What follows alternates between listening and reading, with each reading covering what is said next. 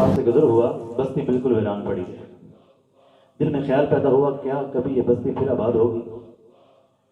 اللہ رب العزت کی بارگاہ میں التجا کی، اللہ نے نیند کا غلبہ عطا فرمایا۔ عزیر علیہ السلام گدھے پر سوار تھے، آپ کے پاس تازہ کھانا گھر کا بنا ہوا راستے میں کھانے کے لیے، اور پانی بھی آپ کے پاس تھا۔ گدھا جس پر آپ سواری کر رہے تھے اس کو آپ نے ایک جگہ پر باندھا، کھانا اور پانی محفوظ جگہ پر رکھا۔ نیند کا غلبہ ہوا، آپ درخت کے نیچے لیٹ گئے۔ آنکھ کھلی، اللہ رب العزت نے فرمایا قال کم لبثت، کتنی دیر سے سوئے ہو، کتنی دیر تک سوئے رہے ہو؟ قال لبثت یوما او بعد یوم، یہی کوئی دن کا بعض حصہ، یہ آپ کا گمان تھا۔ یعنی جب آپ سوئے تھے اس وقت صبح کا وقت تھا، اب جب آنکھ کھلی ہے تو دوپہر ڈھل چکی تھی۔ اللہ رب العزت نے فرمایا قال بل لبثت مئۃ عام، پیارے عزیر 100 سال گزر چکا ہے آپ کو یہاں آرام فرماتے ہوئے۔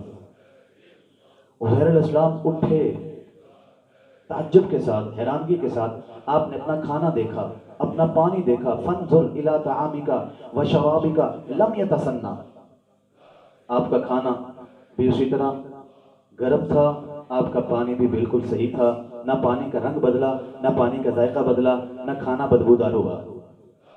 جب آپ کی نظر گدھے پر پڑی، وانظر الی حمارک، اور گدھا جو تھا وہ ہڈیوں کا ڈھانچہ بن چکا تھا۔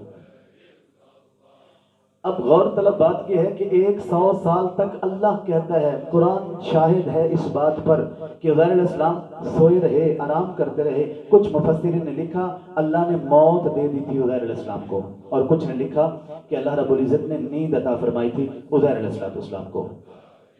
دونوں باتیں اگر سمجھ لی جائیں، مان لی جائیں کہ صحیح ہے، تو یارو 100 سال میں 100 جنوری آئی ہوں گی، 100 بار فروری آیا ہوگا، 100 بار مارچ اور اپریل آئے ہوں گے، 100 بار سامن بھی آیا ہوگا، ہزاروں طوفان آئے ہوں گے، بے شمار مرتبہ بارشیں آئی ہوں گی، ہزاروں مرتبہ لوگ وہاں سے گزرے ہوں گے۔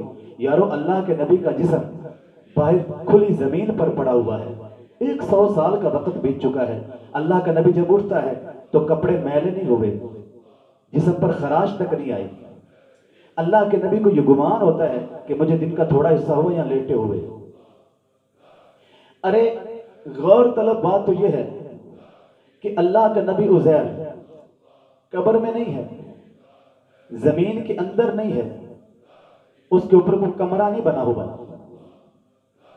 اللہ کا نبی عزیر صاف زمین کے اوپر لیٹا ہوا ہے۔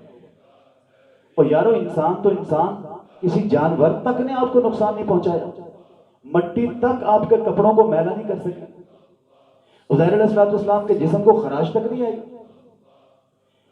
اللہ اپنے نبی کو زمین کے اوپر 100 سال تک حفاظت سے رکھ کر ہمیں یہ بتانا چاہتا ہے، یہ وہ عزیر ہے جو محمد کے پیچھے صلی اللہ علیہ وآلہ وسلم مسجد اقصی میں مقتدی بن کر کھڑا تھا۔ ارے مقتدی عزیر کا یہ مقام ہے کہ وہ درخت کے نیچے 100 سال تک لیٹا رہے، اس کے جسم کو خراش تک نہ آئے، اس کے کپڑے میلے نہ ہو، اس کا کھانا بدبودار نہ ہو، اس کا پینے والا پانی ذائقہ نہ بدلے، رنگ نہ بدلے۔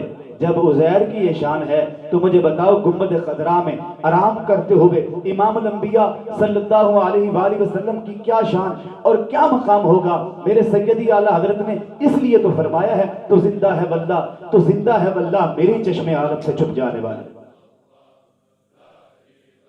تو عزیر علیہ السلام نے کھانا دیکھا وہ بالکل گرم تھا، پانی نہ ذائقہ بدلا نہ رنگ بدلا۔ یارو 100 سال تک اللہ نے وہ کھانا گرم رکھا، 100 سال تک اس پانی کا نہ رنگ بدلنے دیا نہ ذائقہ بدلنے دیا۔ اور جس گدھے پر عزیر علیہ السلام نے سواری کرنی تھی وہ ہڈیوں کا ڈھانچہ بن چکا تھا۔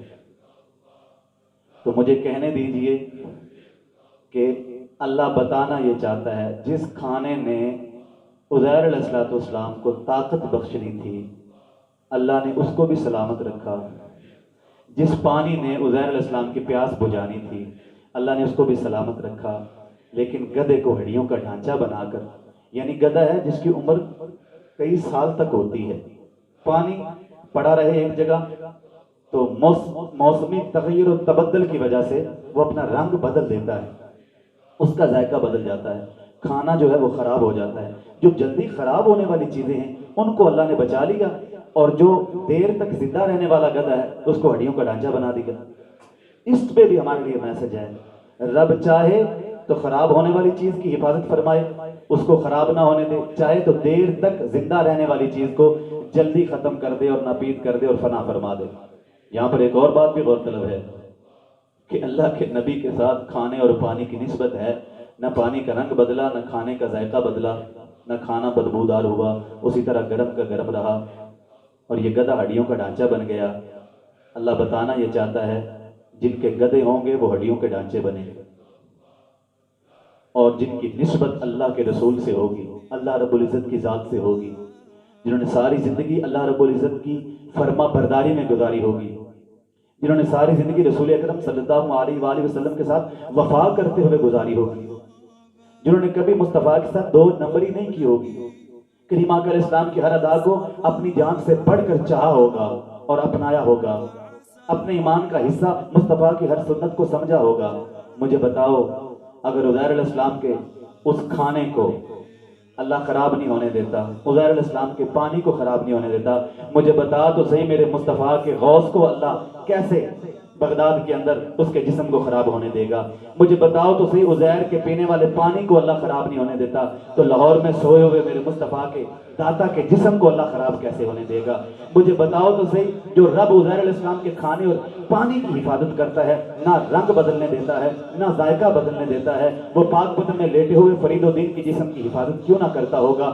جبکہ جتنا تعلق پانی اور کھانے کا عزیر کے ساتھ تھا، اس سے 1000 گنا زیادہ تعلق داتا علی حجویری غوث اعظم اور بابا فرید کا محمد مصطفیٰ کے ساتھ بھی ہے، رب کی ذات کے ساتھ بھی ہے۔